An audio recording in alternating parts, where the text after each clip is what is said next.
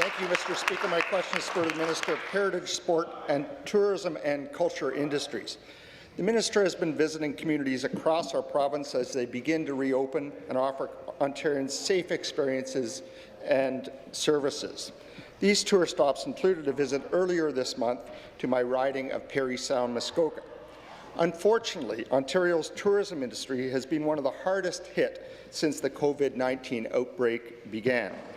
Parry Sound, Muskoka is often cited as one of the best places to visit in Canada and in the world. Thousands of jobs in our communities depend on this tourist traffic. As a former tourism operator, I know how scary this spring has been for our owners and tourism businesses. Mr. Speaker, can the minister update this House on our investments into tourism in Parry Sound, Muskoka and other regions around the province? The Minister of Heritage, Sport, Tourism and Culture Industries. Thank you very much, Speaker. I would like to first and foremost thank the member for his committed leadership during this crisis, particularly for his residents, but for the tourism industry and sector as a whole, as he engaged on a province-wide tour, virtually, of course, for me as we study the impacts within the ministry. We had the opportunity to visit his community on June the 14th. We visited the Lake of Bays Brewery, Santa's Village, Trillium Resort and Spa, Algonquin Outfitters, Algonquin Theatres, and 3 guys and a stove. In fact, Speaker, it is phase 2, so people are even allowed to get haircuts in Muskoka. Speaker, I would like to say our government has made a significant commitment to his community. We have invested over $350,000 in marketing and tourism dollars, over $100,000 for Resorts Ontario to market their products across the province, and we invested $81,000 in Celebrate Ontario funding for his community, despite the fact that many of these festivals are unable to perform this year, but we want them to be here for next year in 2021, when Muskoka comes alive again and begins to welcome the entire world back to that community. Hear, hear. Once again, the member for Parry Sound. Will be happy to know I have a haircut booked for this Saturday. I know the minister has been fighting hard for tourism, the tourism sector, and is busy promoting travelling within our province to Ontarians.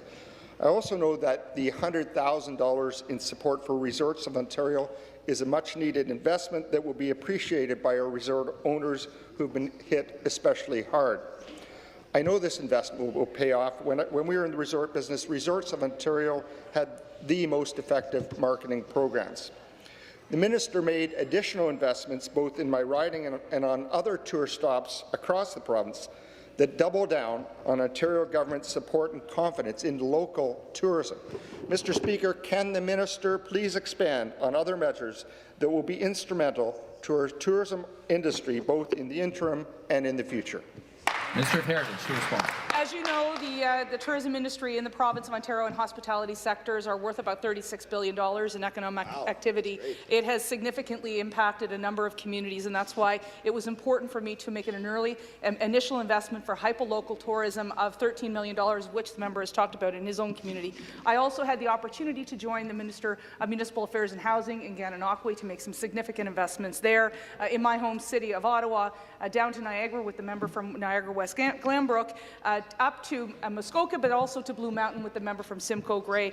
Speaker, I'll be going to Cambridge and Waterloo this week, as well as taking in the sites here in Toronto to demonstrate 2 things. One is when it is safe to do so, our tourism operations, our cultural attractions are going to be safe to welcome people back, and that we are going to be committed as a government to supporting this vital industry where hundreds of thousands of Ontario jobs are relied upon. So, Speaker, I say this to all members of this House. It's our job collectively to get into our communities and to lead and demonstrate that as we enter phase 2 in almost every community across this great province this week, that it is safe to go to your local patio, it is safe to go to your local operation, and it is safe to stay in a local hotel, because we have asked them through labour, we have asked them through health to make sure that they are accommodating those rules. Thank you very much.